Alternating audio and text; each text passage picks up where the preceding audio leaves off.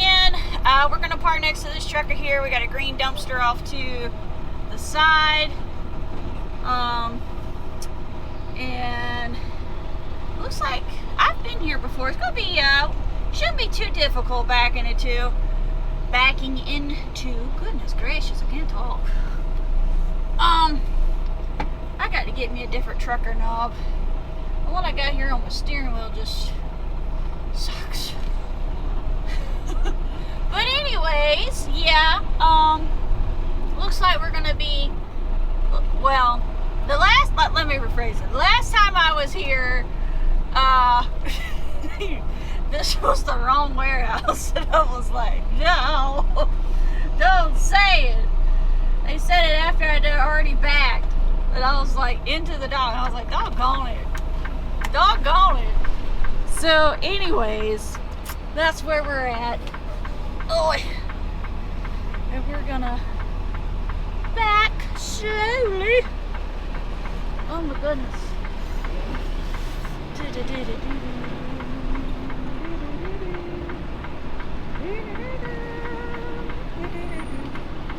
This is so much easier with this truck than it was with the KW I had, because if you're not familiar, not familiar with the KWs, they tend to not turn as sharp as like your Internationals, your Freightliners, Peterbilts, and then of course, you know, your turning radius is not as good when you have the sleepers on, you know, because the day cab is always going to turn way sharper than your over the road trucks. Come on, truck. Roll, baby, roll. Come on. Any day now. Alright, I'm gonna go in here and double check, make sure he loads this the way I want him to load it, and then I'll be right back. Alright, so went and talked with the loader man and got that all squared away. We're only getting like 13 totes, so I told him, I was like, just stagger them, nothing super heavy, but just make it easy. But anyways, yes, so here's the interior of the truck, okay? I got my light on right this second. I've got lunch / dinner cooking, and I hope that turns out good, because I cooked that yesterday, and then I put it in the fridge, and brought it back and put it here in the truck, because had to take a day off. But anyways, yeah, truck came with a TV. I don't know what size this is, but anyway, microwave. I can't talk. That is off kiltered a little bit. Oh my goodness, here we go. So yeah, so I got my microwave. I haven't used it yet, and I haven't even turned on the TV, but it's got a remote, and so apparently it can like connect to the internet or some crap like that. That was actually left here by one of my coworkers, and I think it's actually trying to fall off of the little bracket back here somehow. I haven't had time to really see about that, but whatever. Plenty of storage. Got bunk bed up here, nice lighting up here, more storage, my closet. Got 2 chairs in the back, which is super awesome. This table folds down, and these chairs also fold down, and then the main bunk here can fold down, so this is all like one bed here. Windows both sides, and they've got the nice little snap curtains, which I like better. And of course the bunk bed here, you know, you got your ladder, folds down. This will fold up high. Of course your typical, you know, cabinets and whatnot. I do miss having an open cubby right here above the driver seat, simply because I'm just lazy, and that's really nice to have. But not a big deal. I do have to get a hanger doohickey thing. I'm thinking probably place it right there or something. The little bracket to attach to this, because sometimes this does come in handy. So anyways, it's got this funky little sensor too. You see a little orange alert thing on there that kind of drives me nuts, because when you're driving down the road and you signal early when you're changing lanes, and there happens to be a car near the little sensor outside, it loses its freaking mind, thinks you're trying to kill it, and so it screams bloody murder, and it's always threatening to call, the authorities. And it's just like, I'm just trying to change lanes, and I'm letting the car behind the car that's passing me currently know that I would like to, move over. Could you just let me drive? Anyways, this truck, it's temperamental, but all the lights do work. And then after driving it for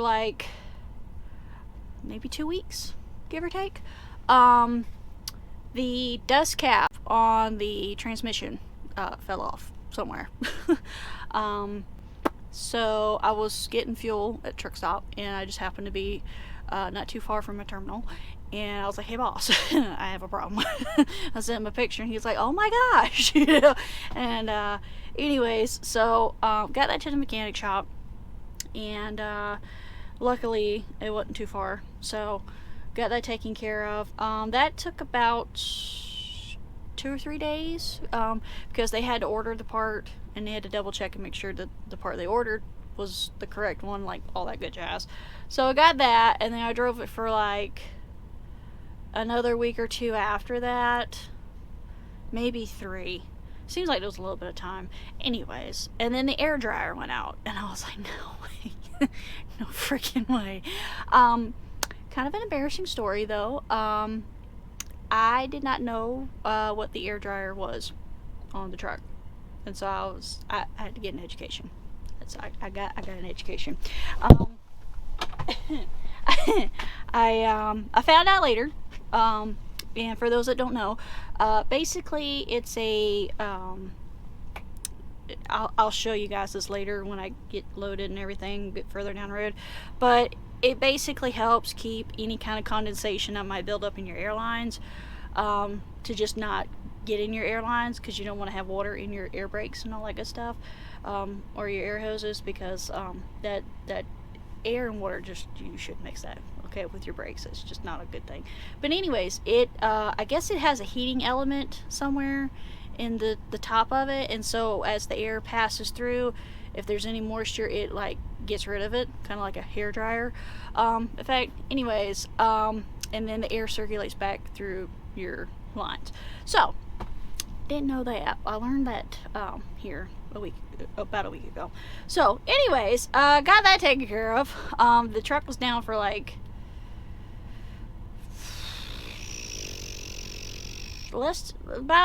a day. Not even a day, about half a day actually, because we got there the day before my boss taxied me back to my pickup, and then they got the part in the next morning, and then they put it on, and it was 2 or 3 hours or something. I remember thinking it was a 3 or 4 hour ordeal all over. But anyways, got that taken care of, and so far the truck's been running really good. So it's got a Detroit engine in it, which over the course of the time I've been driving, I think I've had more breakdowns than Detroit's. So I don't know. Nothing against Detroit engines. I've had breakdowns with all kinds of engines. Packer engines, Cummins. I haven't had a Cat. I don't think I've had a Cat. If I did, I didn't realize it. I say that because I had a couple of Peterbilts that I had to drive, and I was contracted out to those particular companies, and I didn't necessarily work for them directly. But I can't remember what kind of engines they had in their Peterbilts. But anyways, I don't think they were cats. But yeah, so there's always something to learn, you know? Always something. Truck does have a CB radio, so it's awesome. The one drawback to, now that I'm thinking about it, is the refrigerator. The KW, I used to have a switch back here with all the other, you know, light controllers and stuff, where I could turn the fridge off manually and leave all the other stuff in the truck running. This truck does not have that. The refrigerator is hardwired in, or straight wired in, whatever you want to word it, with everything else. So if the refrigerator's working, everything else is working. If the refrigerator's not on, nothing else is working. It's like, ugh. So I have to cut off the battery switch every time. So it's like, okay. But yeah, it's got a shorter nose on the front, so that gives me a little bit more room to, you know, make my turns and whatnot.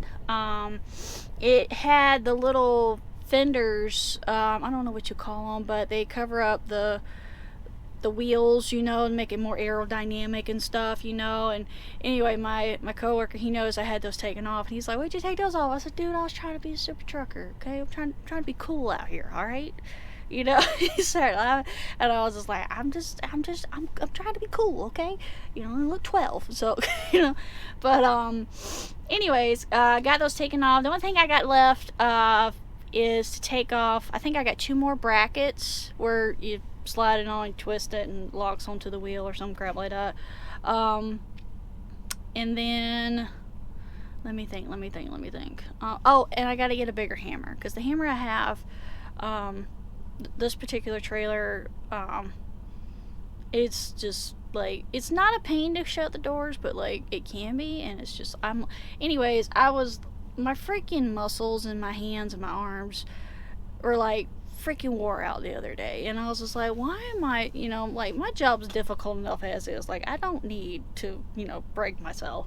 So I was like, you know what, they make tools, so I'm gonna go buy me a better hammer so that I can, you know, have something help shut the trailer doors. But yeah, other than that though, I'm waiting on my food here. I bought some bungee straps, because I was trying to jimmy rig a way to basically secure my crock pot, my kitchenette here. And I've been keeping it on the floor, kind of like between the fridge and the little whatever wall thing right there. And so far that's working. It hasn't been like dumping in the floor, knock on wood. But it's gonna happen. There's gonna be a pothole or something, or, you know, emergency braking or something, you know, and it's gonna be in the floor, and I don't want it in the floor. So I'm still trying to figure that out. I think I can still use these, but I'm gonna have to like get some of those adhesive like picture frame hooks, you know, you just stick it on the wall and you hook the, you know, bungee cord in this case to it. I'm thinking that's gonna work, I hope. The other thing is, you know, when you're doing all these kind of things, you want to try to make sure whatever it is that you do to the truck, you can undo it later. So if you ever have to swap trucks, or, you know, swap companies or whatever, you don't damage their stuff, okay? Because at the end of the day, in my particular case, this is a company truck, so. But yeah, you don't want to tear up stuff, you know. So you take care of their truck, they'll take care of you. Usually, but but yeah, so that's the truck.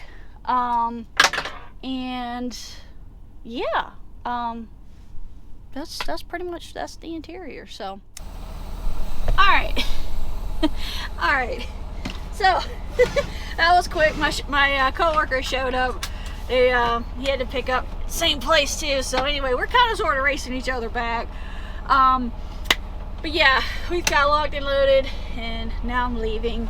And yeah, there's so far it's been really good weather and like really good traffic, so I'm really happy about that. I feel like I'm forgetting something, and I don't know what that is.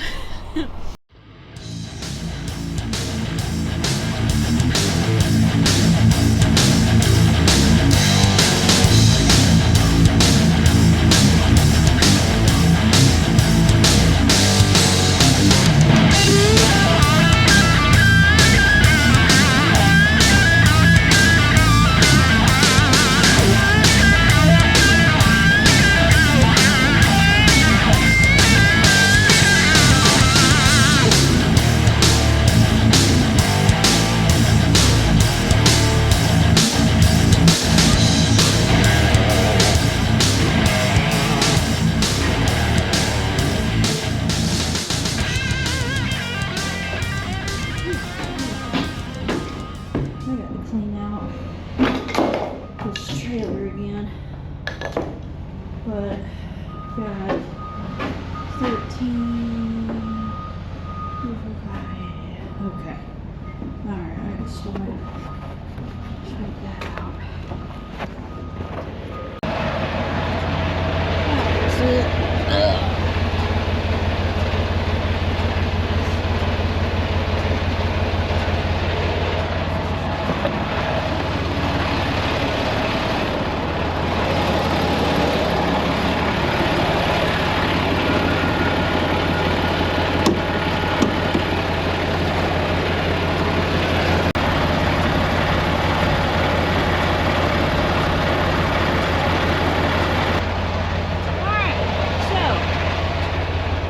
Saying the other day, let me show you this dust cap real quick.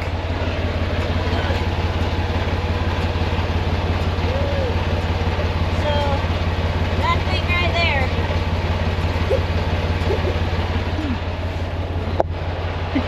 that was leaking. That fell off the other day. Boy.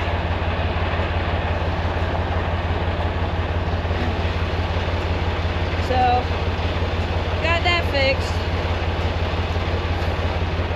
Y'all, it's cold outside.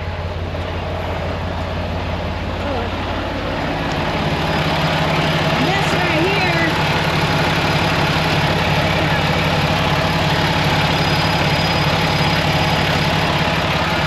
That's my new air dryer.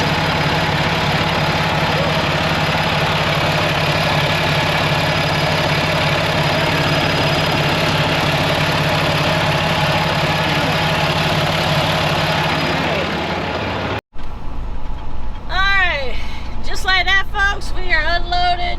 I'm headed to the next shipper, next load, next friggin' paycheck, next dollar, and I'm just this day here. I'm not waking up. I won't go back to sleep. It's 2 days in a row now. I slept too good. I'm exhausted. I'm tired. I'm really tired. But the good news is if you come back for the following video, I will show y'all. We're going to a new place. I promise. It's a new. Alright guys, that's it for this week. Thank you guys so much for watching this video. And as always, I'll see you guys in the next vlog. Mwah! Bye! Stay tuned because next week I'm going to Florida. So I'll see you there.